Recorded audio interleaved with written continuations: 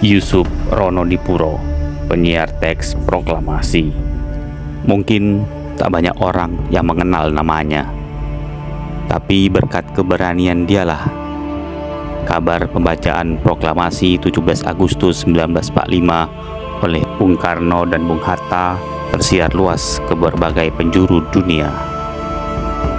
Seperti apa kisahnya? Setelah Dwi Tunggal Bung Karno Bung Hatta memproklamasikan kemerdekaan Indonesia 17 Agustus 1945, beritanya dilarang disiarkan oleh Badan Sensor Nippon Kunkennetsuhan. Namun, atas upaya beberapa pemuda nasionalis, antara lain Sahrudin, seorang wartawan Domai Indonesia, Bahtar Lubis, Abang Mohtar Lubis, Mayor TNI Kepala Penerangan Angkatan Darat, dan Yusuf Ronodipuro, teks proklamasi itu diselundupkan ke dalam newsroom Fuso Kyoku. Saat supervisor Nippon lengah, teks proklamasi dibacakan oleh Yusuf Ronodipuro di ruang siaran luar negeri yang sedang tidak terpakai.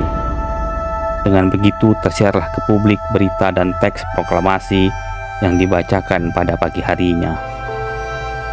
Perhatian untuk pengumuman penting berikut ini. Tadi pagi jam 10, Bung Karno telah mengumumkan proklamasi kemerdekaan Indonesia. Inilah bunyi proklamasi kemerdekaan Indonesia itu. Proklamasi. Kami, bangsa Indonesia, dengan ini menyatakan kemerdekaan Indonesia. Akibat perbuatan nekat ini, Yusuf dan Bahtar Lubis berurusan dengan polisi rahasia Jepang, Ken Petai. Beruntung mereka selamat setelah ditolong oleh seorang pegawai Nippon yang lebih tua.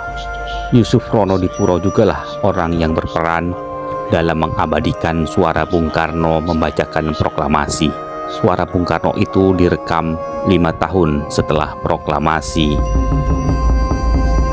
Ketika itu ia berhasil meyakinkan Bung Karno sehingga Bung Karno mau merekam ulang membacakan proklamasi yang ketika dibacakan 17 Agustus 1945 lalu hanya ada dokumentasi foto, bukan video ataupun suara. 11 September 1945, Radio Republik Indonesia didirikan. Yusuf menjadi kepala RRI yang pertama. Ia meninggal dunia pada 27 Januari 2008. Ia dimakamkan di Taman Makam Pahlawan Kalibata, Jakarta.